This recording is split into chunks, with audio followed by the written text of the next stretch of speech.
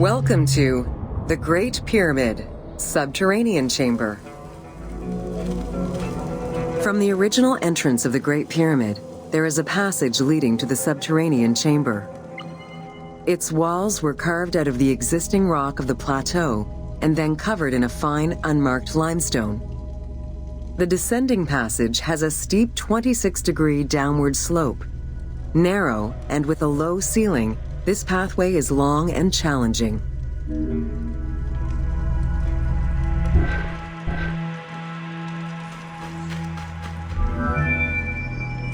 While the original passage was 145 meters long, the team reduced its length and made it both wider and higher. The main focus of the work in reproducing the location was centered upon preserving the unique claustrophobic environment of the Great Pyramid, while still allowing for a smooth game navigation.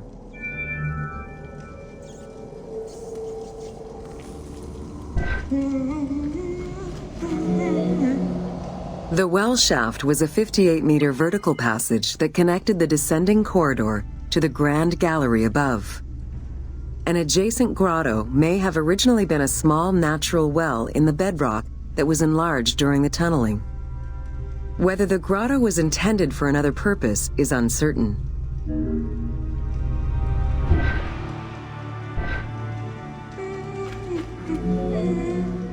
There is much speculation over the purpose of the well shaft. One theory is that the channel was cut or enlarged to supply air to workers in the descending passage.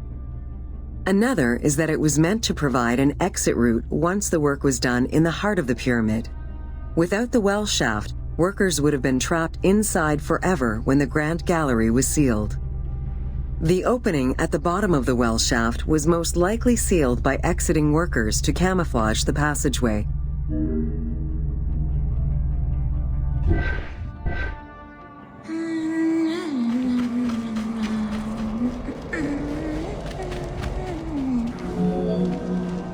There is a subterranean chamber at the end of the descending corridor, 30 meters below the Giza Plateau surface. Dug directly into the bedrock, the space is wide with a ceiling 3 meters in height. Its floors and walls are rough and uneven, indicating that it was never completed. At the south end of the room, there is another narrow corridor, similar to the others, though it abruptly ends after roughly 20 meters.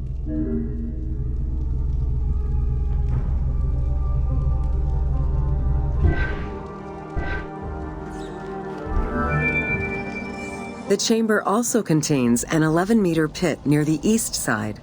It's unclear what this may have been used for. In the game, this well leads to a fictive underground complex containing key game-related mysteries.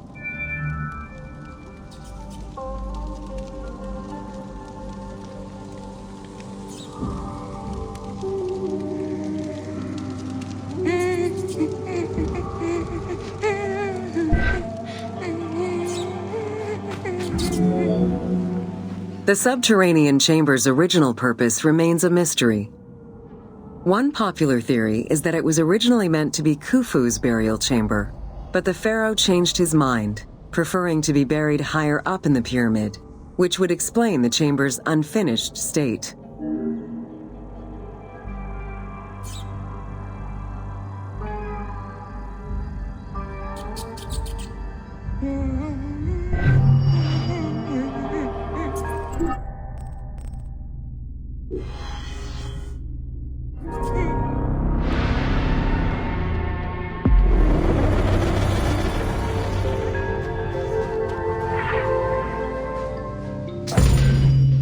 Welcome to Khafre's funerary complex. Since the very beginning of the Fourth Dynasty, mortuary temples were built adjacent to pyramids on the eastern side. Such a location, facing the rising sun, as well as the world of the living as a whole, held an important symbolic meaning, for it was within the mortuary temple that kings were revived through daily rituals.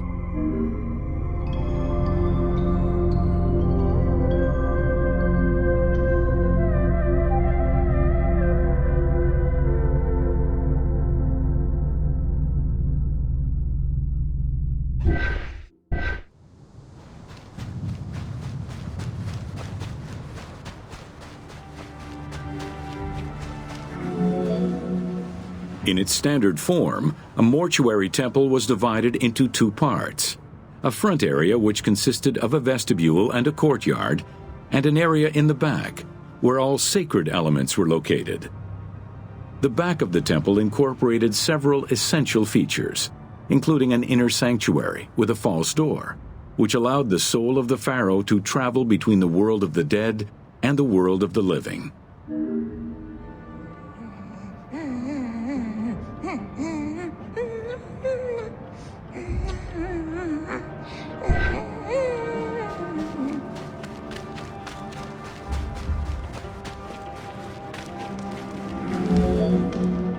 The largest of all such structures, Khafre's mortuary temple was entirely built with megalithic blocks of limestone from a nearby quarry and encased with granite.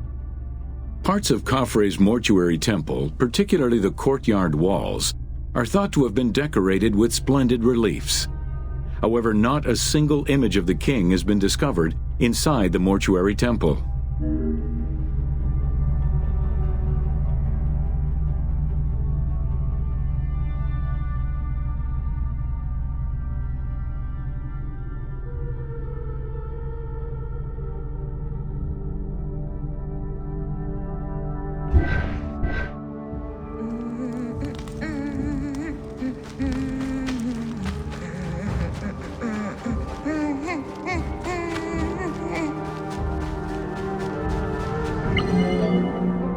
Khufu's direct successor, Djedefre, followed the custom which required each king to establish a new site for their funerary accommodation, and chose Abu Rawash as his last resting place. When the time came to build his own funerary complex, Khafre, also one of Khufu's sons and the successor to Djedefre, broke with tradition and returned to Giza. Not only did Khafre thumb his nose at tradition, but he did so in a way which he hoped would allow him to overshadow his father's most important monument.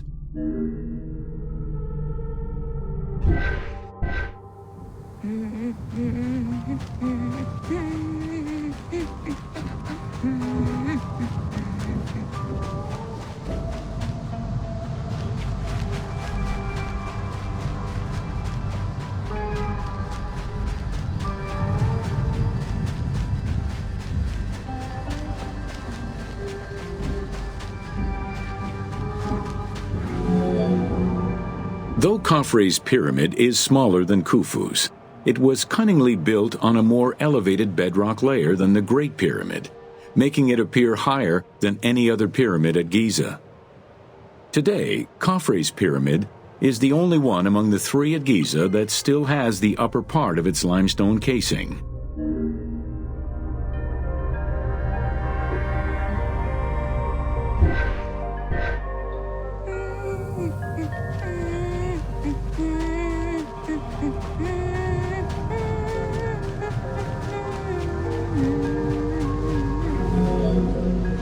Considered a most sacred area, the Giza necropolis was strictly defined, both geographically and physically. An 8-meter-thick Tura limestone wall completely surrounded the Great Pyramid. The only way inside would have been through the mortuary temple.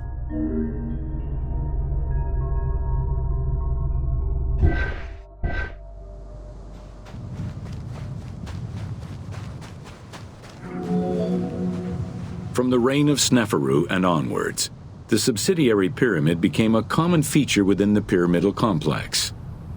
The function of the subsidiary pyramid, however, smaller in size and in height than the royal tomb, remains unclear, though some believe that it was meant to house the ka of the pharaoh.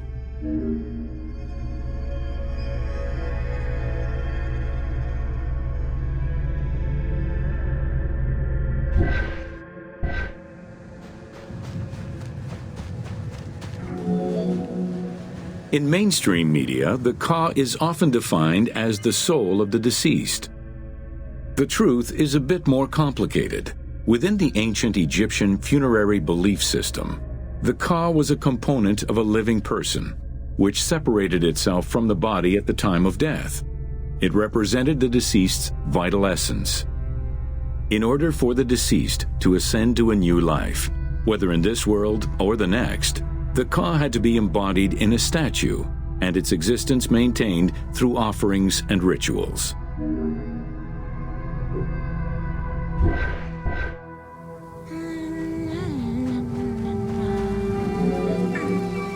Within Khafre's subsidiary pyramid, a wooden box containing pieces of cedar was discovered by archaeologists.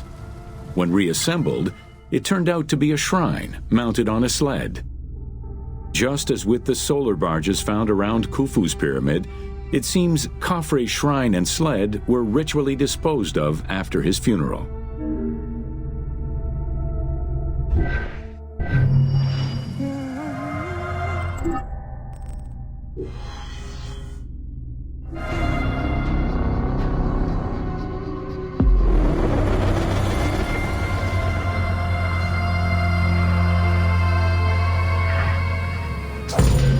Welcome to Menkaura's funerary complex.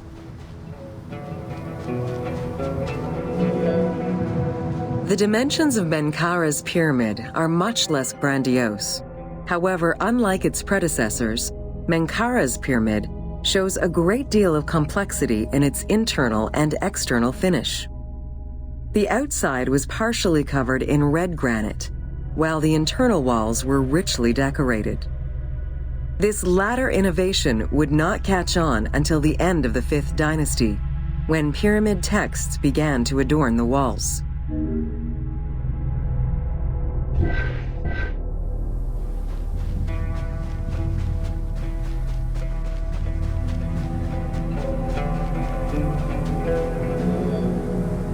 Menkaura's pyramid contains 2 sloping passages, both located in the northern side of the structure. The upper one was abandoned during the construction phase, whereas the lower one, slightly above the base of the monument, constitutes the real entrance. The lower passage leads to a first room, which, for the first time since the reign of Djoser, is decorated with engraved false doors.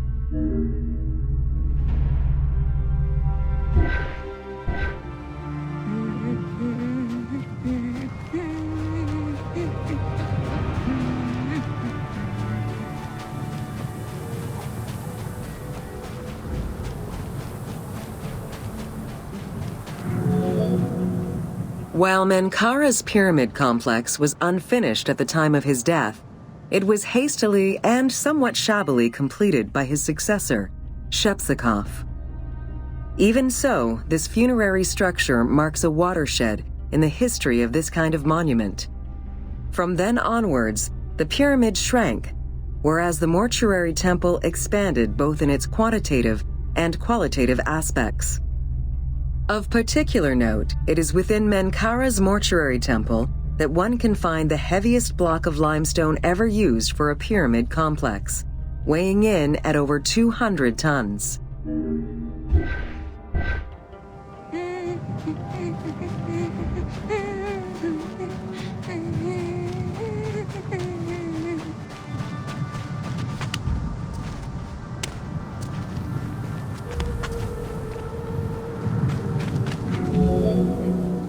Menkaura's causeway was completed in mud brick by the king's successor, whereas the lower part was nothing more than a simple ramp. As for the Valley Temple, it was built in 2 phases. The foundations were first laid out in limestone during Menkaura's reign, but the temple itself was completed in mud brick afterwards.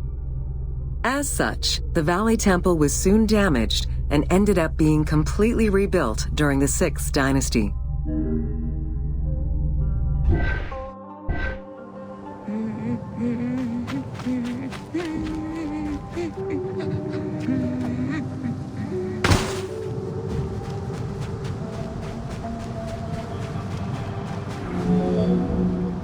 Three small structures, referred to as Menkaura's Queen's Pyramids, were erected along the southern side of the main pyramid.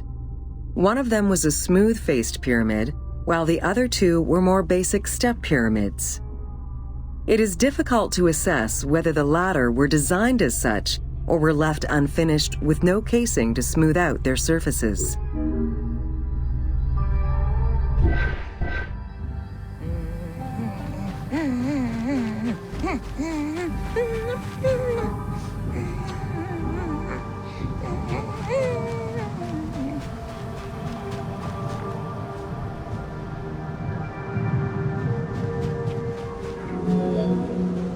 The easternmost pyramid was built with the traditional rooms and corridors found within a satellite pyramid meant to house the king's ka.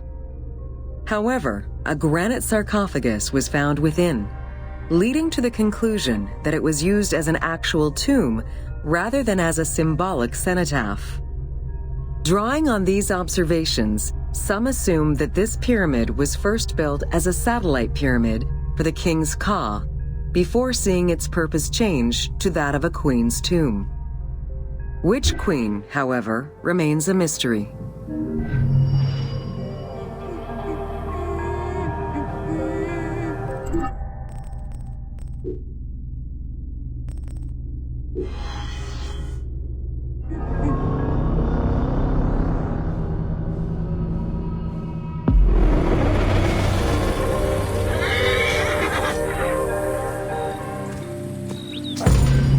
Welcome to Roman military equipment.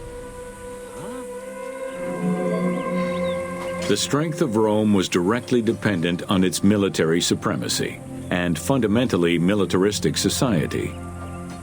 Regular citizens, comprised mostly of farmers and herders, joined to protect their land and families.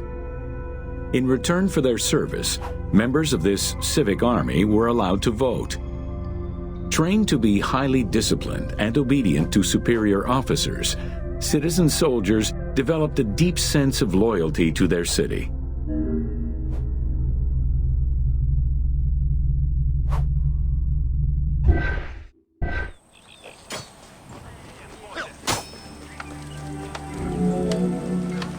The quality of the armor of a Roman foot soldier was intrinsically linked to his social status and wealth. Chainmail was the most commonly used type of armor. Scale armor, made famous in today's media, came into use after Caesar's time. Foot soldiers carried large and oblong shields, while the cavalry used smaller ones of Greek origin. Soldiers were expected to carry their own kit, including the tools required for the construction of forts and tents.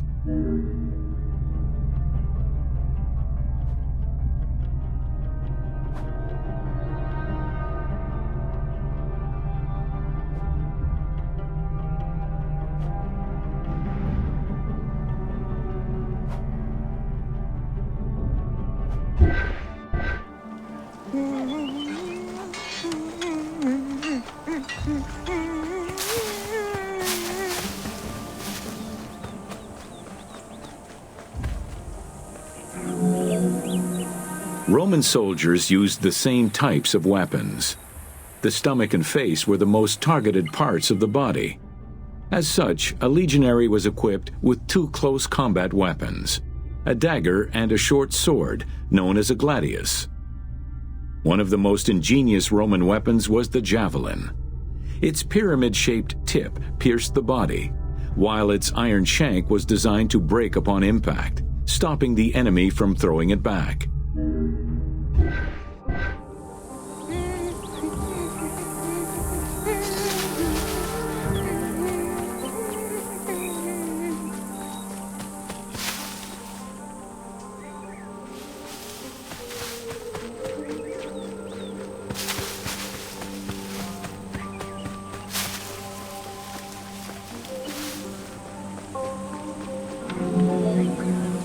During their conquests, the Romans regularly transformed enemy technologies to add to their own formidable arsenal.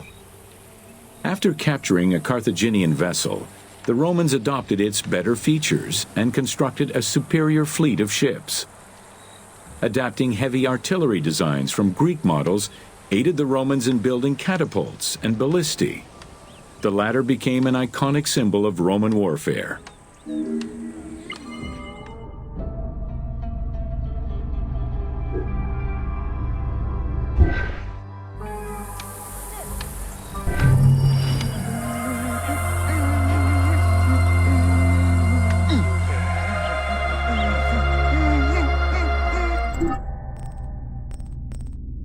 You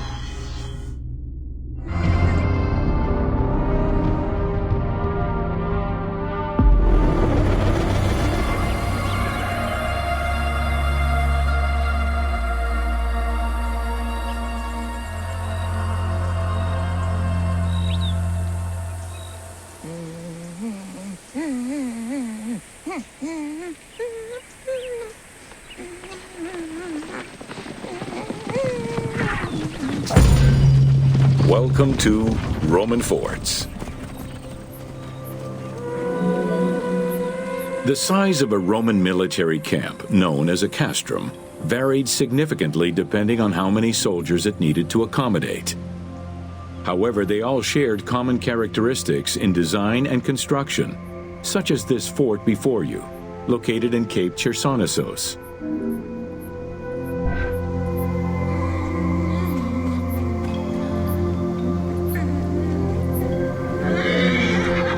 Rectangular in shape, the forts were heavily fortified by ramparts and a ditch system. The walls were reinforced with parapets, essentially an extension at the roofline which allowed a protective barrier for patrolling soldiers. Depending on the availability of materials, some forts were built with stone, timbers, stacked turf, and particularly in the eastern part of the empire, baked brick.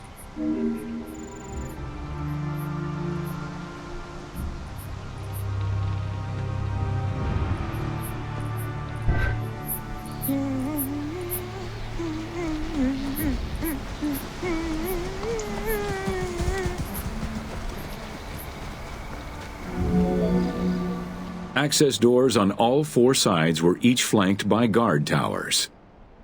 The commanding officer was positioned in the middle of the camp, giving him a clear view of the troops and the main gate.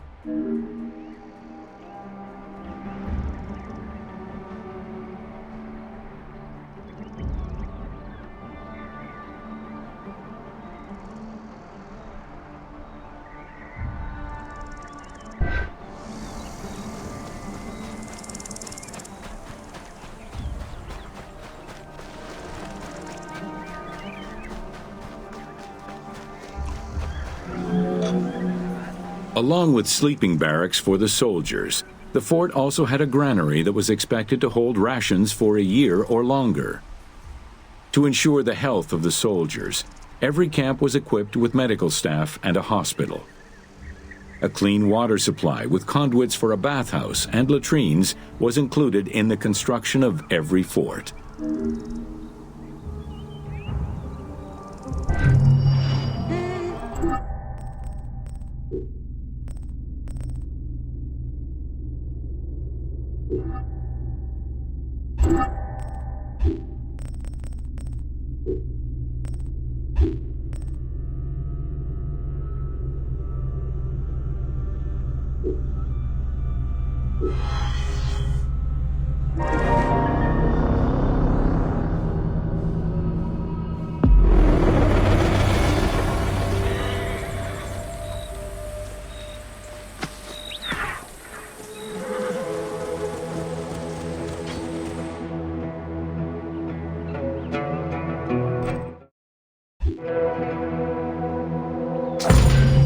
Welcome to the Forts of Cyrenaica.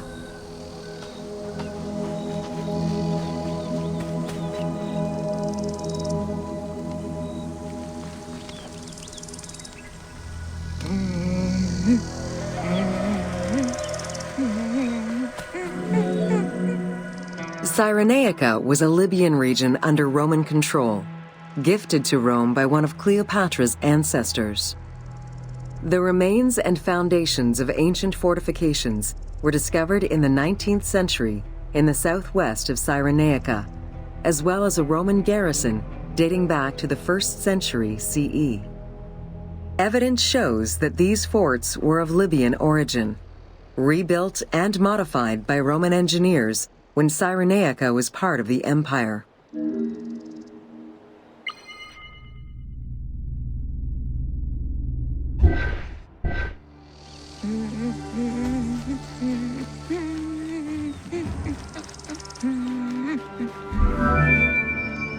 Stone was the most commonly used material to build forts in Egypt and Cyrenaica.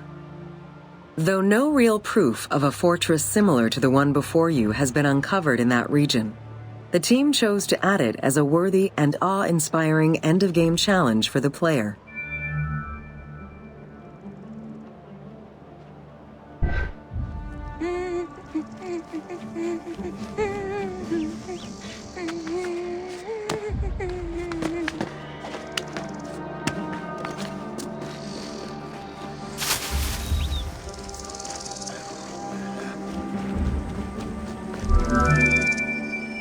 The forts of Cyrenaica were intended to prevent invaders from gaining access to the main route that led to the country's 5 most important cities.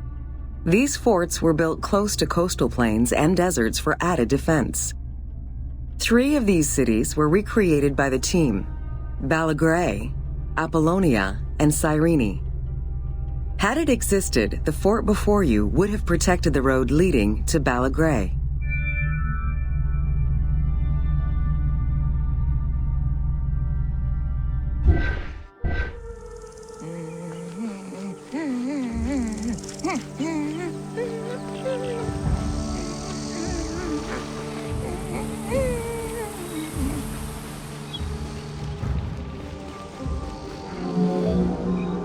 Other than reference to an attack around 404 CE and a military reorganization by Emperor Justinian during the 6th century CE, we still know little of the Roman military presence in Cyrenaica.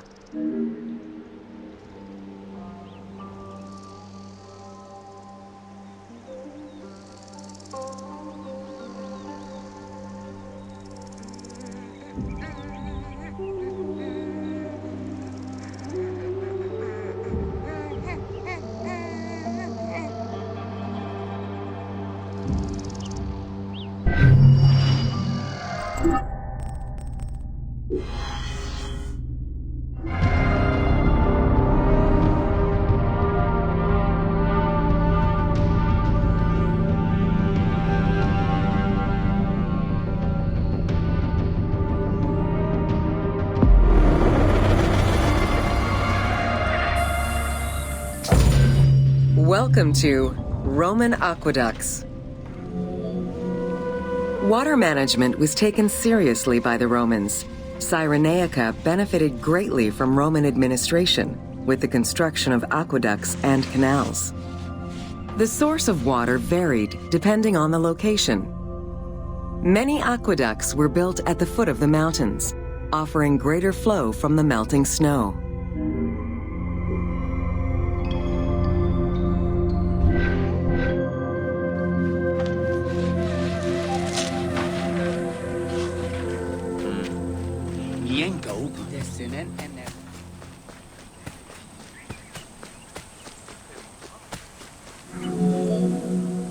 The ability to transport water over a greater distance increased agricultural production.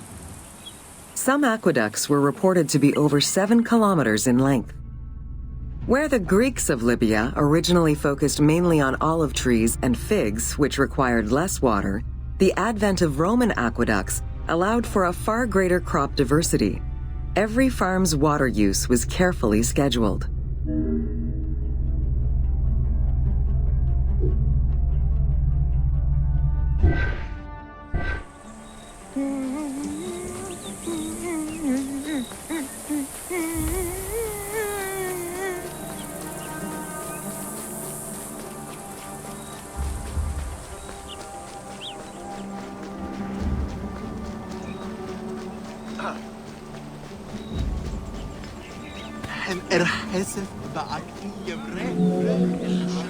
The engineering methods used to create aqueducts were constantly reviewed, with a clear focus on exploiting the local environment. Materials, water usage, cleaning regulations, and a deep understanding of how to exploit gravity itself were all important concerns. Several fortresses were built to protect the aqueducts, basins, and cisterns.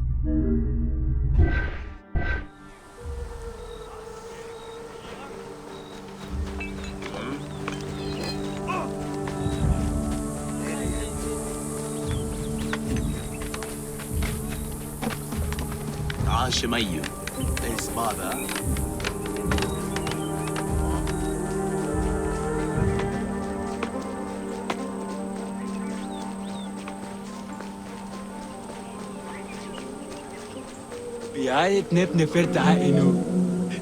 Additional water was collected with wells and cisterns, but aqueducts were the main supply of fresh water.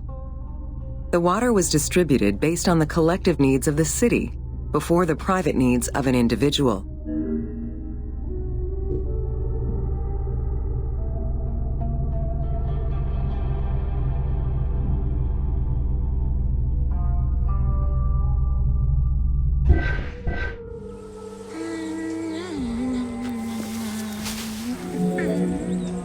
Almost all aqueducts ended in a fountain where the water circulated to clean the streets and supply bathhouses and latrines, thus improving the cleanliness of Cyrenaica's cities.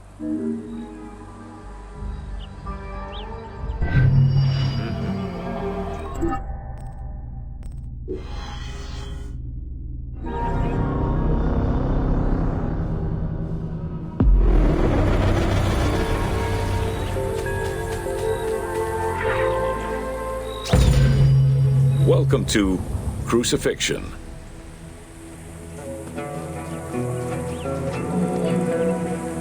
In terms of the severity of Roman justice, crucifixion was at the top of the list of corporal punishment, followed by death by fire and decapitation. The upper class considered crucifixion unworthy of their position. Those lucky enough to have Roman citizenship were also exempt from such treatment.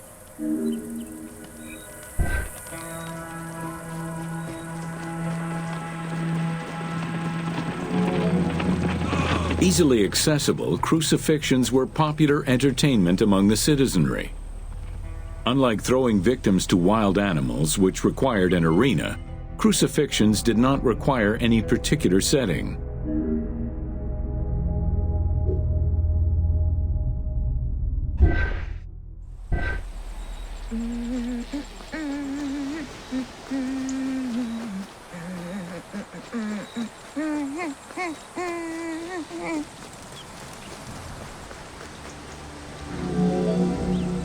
Those subjected to crucifixion were almost always slaves, traitors, and lower-class citizens.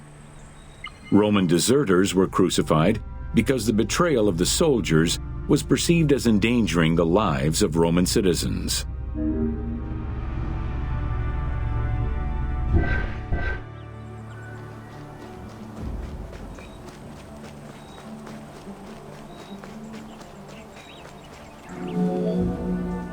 In 71 BCE, a major slave uprising in Italia was repressed by the Roman army. This resulted in the crucifixion of 6,000 men, including their leader, a slave and former gladiator known as Spartacus.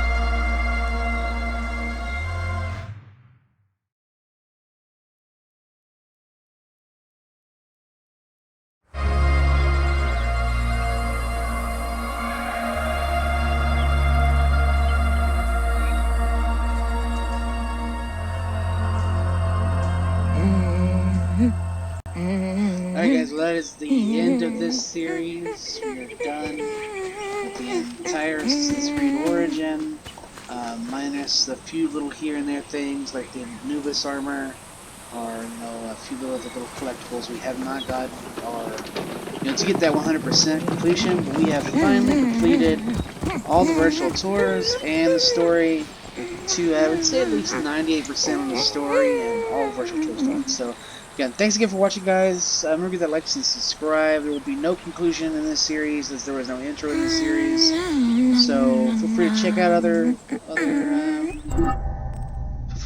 any other content we have on the channel. This content, as you can see, I'm pretty much passing out there. I was falling asleep because just like any other lecture, you kind of gets in a little bit much over time. So, but it's very educational. I thought it would be something interesting and fun. I'm glad you guys got to, tune in and make it this far and enjoy the series. So, again, remember that like and subscribe. I'm glad you guys enjoyed this little educational bit of Egypt. Of course, we'll continue to do games and plenty of content across the plethora of some of the games I play, as well as you can check out one of our other channels we're going to be doing in the future about history, and also a little channel about travel. So, like Egypt here, it's one of my bucket lists. So we will eventually travel there to Egypt. So you guys can check that out.